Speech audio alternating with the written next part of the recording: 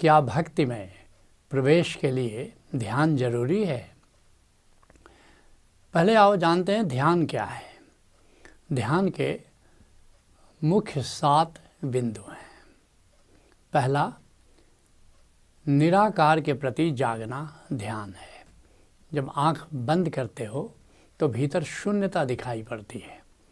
धीरे धीरे देखते जाओ तो उसमें गहराई भी दिखाई पड़ती है। और इस निराकार को सतत देखना, इस निराकार को सतत निरखना, अर्थात इस निराकार के प्रति सतत जागना ध्यान है। दूसरा जो बिंदु है, जिसके लिए ओशो कहते हैं निर्विचार स्थिति ध्यान है। जब इस तरह तुम निराकार को निरखोगे तो निर्विचार घटित हो जाता है, एक विचार शून्यता आ जाती है, जिसके लिए गौतम बुद्ध कहते हैं शून्यता, शून्य सति योग। ये निर्विचार स्थिति दूसरा मुख्य बिंदु ध्यान का है। जो तीसरा बिंदु है वो है आत्मा की उपस्थिति का बोध ध्यान है। सामान्यतः हम शरीर की उपस्थिति महसूस करते हैं, मन की उपस्थिति भी महसूस करते हैं, लेकिन जो आत्मा है, जो वास्तव में हम हैं, आत्मा की उपस्थिति से अनभिज्ञ रहते हैं या उसके प्रति हम बेहोश रहते हैं। तो आत्म परिचय, आत्म उपस्थिति, ये ध्यान की परिभाषा है। जो चौथा मुख्य बिंदु है वो है स्वयं से जुड़ना ध्यान है।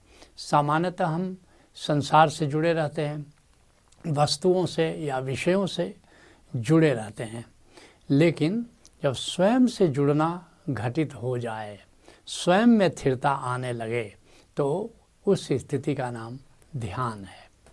जो पांचवा मुख्य बिंदु ध्यान का है वो बड़ा महत्वपूर्ण है कि स्वयं के होने का बोध ध्यान है। स्वयं के होने का बोध, बीइंग का बोध ध्यान है। और इसको कई चरणों में हम पूरा करते हैं, मुख्यतः 5 चरणों में। कि पहली तो एक जिज्ञासा भीतर होनी चाहिए कि मैं कौन हूँ, हु एम आई। रमन महर्षि बार बार कहते थे कि पूछो मैं कौन हूँ। जब मैं कौन हूँ, जब इसके एक्सप्लोरेशन पर चलोगे तो बोध होगा कि मैं हूँ। परमात्मा है या नहीं, देवता देवी हैं या नहीं, संसार है या नहीं, इस पर सवाल उठाया जा सकता है, लेकिन मैं हूँ इस पर सवाल नहीं उठाया जा सकता। फिर जब तीसरे चरण में प्रवेश करोगे तो एक्सप्लोरेशन करोगे, अगर मैं हूँ तो कौन हूँ, तो पाओगे कि मैं आकार नहीं हूँ, मैं निराकार हूँ। और फिर और आगे जब एक्सप्लोरेशन करोगे तो फिर पाओगे कि मैं बोध हूँ, चैतन्य हूँ। यह जो निराकार मेरे भीतर है ये जड़ नहीं चेतन है, जिसको जानने के बाद अष्टावक्र कहते हैं एको विशुद्ध बोधो हम इति निश्चय वहनिना प्रज्वालया अज्ञान गहनम वीत शोको सुखी भवा। मैं विशुद्ध बोध हूँ, इस निश्चय को आग बना लो और उस निश्चय की आग से अज्ञान के जंगल को जला दो। फिर तो शोक से मुक्त हो जाओ, आनंदित हो जाओ। और फिर जब आगे बढ़ोगे और एक्सप्लोरेशन करोगे तो क्या मैं बोध हूँ, मैं चिन्मय आत्मा हूँ, मैं बोधमय आत्मा हूँ। तो इसकी प्रतीति भी ध्यान है। इसका छठा जो मुख्य बिंदु है कि आत्मज्ञान का प्रवेश द्वार ध्यान है। ये जो आत्मज्ञान हुआ कि मैं आत्मा हूँ, अब यह स्थायी तो बाद में होता है, झलके तो पहले मिलने लगती है कि मैं आत्मा हूँ, मैं शरीर नहीं, मैं इंद्रियां नहीं, मैं प्राण नहीं, मैं हृदय नहीं, मैं मन नहीं, मैं अस्मिता नहीं, मैं आत्मा हूँ। लेकिन यहाँ तक जाने का प्रवेश द्वार, गेट क्या है, वो है ध्यान। और जो 7वां मुख्य बिंदु है, जिसके लिए ओशो कहते हैं स्वयं को प्रेम करना ध्यान है। अद्भुत बात ओशो कहते हैं दूसरे पर ध्यान देना प्रेम है और स्वयं को प्रेम करना ध्यान है। अर्थात प्रेम सहित स्वयं को स्मरण करना ध्यान है। लेकिन जब स्वयं आ गया तो शरीर तक सीमित नहीं रहेगा। जो हमारी वास्तविक सत्ता निराकार है वहाँ तक प्रतीति को जाने देना होगा, वहाँ तक अनुभूति को जाने देना होगा। तो अब आओ जानते हैं भक्ति क्या है। सगुण अथवा निर्गुण परमात्मा को प्रेम करना भक्ति है। बड़ी सरल परिभाषा है कि परमात्मा को प्रेम करना भक्ति है। लेकिन परमात्मा को अनेक अनेक रूपों में साधकों और भक्तों ने जाना है, माना है। एक है सगुण रूप। सगुण रूप में जैसे जितने देवता हैं, देवी हैं, वो परमात्मा के हुक्म हैं, वे परमात्मा के प्रबंधन के हिस्से हैं, वे परमात्मा के ही रूप हैं। जैसे विष्णु हैं, शिव हैं, ब्रह्मा हैं, वैसे ही शक्तियाँ हैं, पार्वती हैं, दुर्गा हैं, या जो भी रूप है, तो ये सब सगुण रूप हैं। और दूसरा ये जो निराकार अस्तित्व है, ये निर्गुण है। तो सगुण हो या निर्गुण, दोनों में से किसी को प्रेम करना भक्ति है। अब इस आधार पर सगुण और निर्गुण के आधार पर दो प्रकार की भक्ति हो गई। अगर तुम परमात्मा के सगुण रूप को, अवतारों को, देवी देवताओं को या उनके अवतारों को जब प्रेम करते हो तो इसका नाम गौणी भक्ति है। और जब तुम उस निर्गुण निराकार परमात्मा को प्रेम करते हो तो उसका नाम पराभक्ति है। अब आओ जानते हैं कि फिर ये पराभक्ति के कितने चरण हैं कि पराभक्ति घटित हो जाए। तो पराभक्ति अर्थात जो निराकार निर्गुण परमात्मा है, इसकी भक्ति में कैसे पड़ा जाए, इसके 9 सोपान हैं। पहला सोपान क्या है? निराकार को जानो।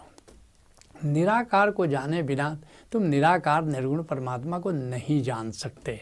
तो यहाँ से शुरुआत है कि पहले निराकार को जानो। दूसरा सोपान क्या है? निराकार के प्रति जागरण अर्थात ध्यान। तो पराभक्ति का एक सोपान आवश्यक रूप से ध्यान है। जो तीसरा चरण क्या हुआ?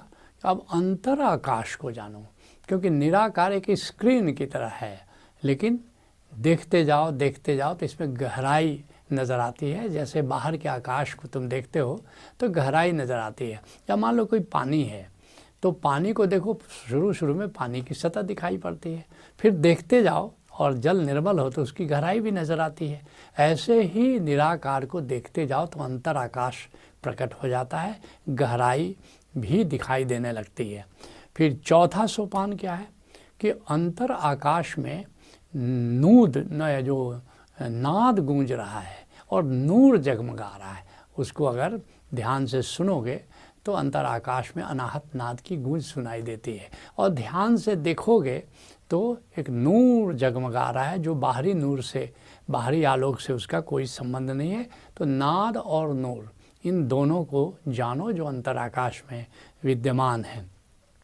फिर पांचवा सोपान क्या है कि अब नाद को हमारे कान नहीं सुन सकते, फिर कौन सुन रहा है? नूर को हमारी आंखें नहीं देख सकती, फिर कौन देख रहा है? तो उस नाद और नूर को जानने वाला ज्ञाता स्वरूप चैतन्य को जानो।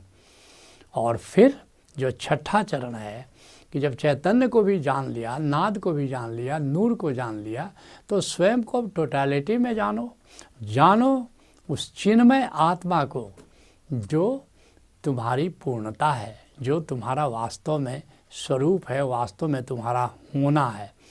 और फिर सातवां सोपान क्या है? अब तुमने भीतर अंतर आकाश की चैतन्यता को तो जान लिया, अब बाहर के आकाश की चैतन्यता को जानो, उस बहिर आकाश की जीवंतता को जानो। यही परमात्मा है। ओशो कहते हैं जिस दिन आकाश की जीवंतता को जानोगे उसी दिन परमात्मा को पहचानोगे। इसलिए अपनी एक गज़ल में कभी मैंने लिखा था, मेरे मुर्शिद ने कहा सिद्धार्थ सुन, आसमां खुद है खुदा हम क्या करें, या खुदा तू ही बता हम क्या करें, दिया के नीचे अंधेरा क्या करें। तो ये बड़ा इम्पॉर्टेंट माइलस्टोन है कि तुमने बहिर आकाश की जीवंतता को जाना और उसे परमात्मा के रूप में पहचाना। ये पराभक्ति का एक मुख्य सोपान है। अब तो तुमने जान लिया, अब यहीं रुकना नहीं है, अब 8वें सोपान पर जाओ। और 8वें सोपान क्या है कि परमात्मा को अब तुमने जाना, लेकिन परमात्मा को प्रेम सहित याद करो। परमात्मा को प्रेम सहित सुमिरन करो और प्रेम घटित हो जाएगा। परमात्मा के प्रति तुम्हारा प्रेम घटित हो जाएगा और ये पराभक्ति है, ये पराभक्ति है।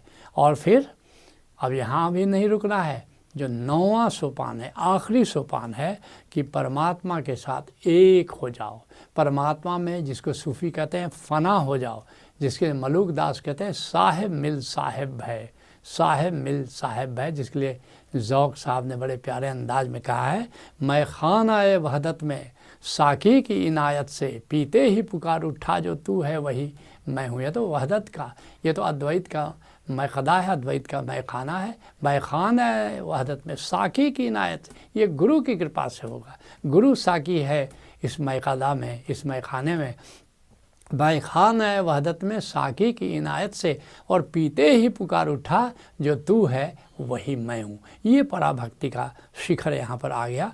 तो अब तुम्हारे मुख्य सवाल पर आते हैं कि क्या भक्ति में प्रवेश के लिए ध्यान जरूरी है। जहाँ तक सगुण भक्ति का सवाल है, इसमें ध्यान की ज़रूरत नहीं है, इसमें धारणा की ज़रूरत है। याद रखना, ऐसा नहीं कि किसी चीज़ की ज़रूरत नहीं, इसमें धारणा की ज़रूरत है।